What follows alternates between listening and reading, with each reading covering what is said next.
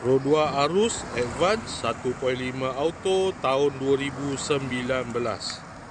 Kereta dah cantik, cat dah baru, condition semua okey lagi, tak ada masalah. Kereta ni boleh loan bank, loan kredit dan loan kedai. Kalau nak beli cash pun boleh. Kalau berminat boleh datang kedai, cetak kereta, boleh test drive. Kereta ni accident free, boleh jalan jauh, tak ada masalah. Kereta ni ada waranti 1 tahun. Jom kita tengok bahagian dalam. Dalam masih cantik lagi, leather seat, 7 seater.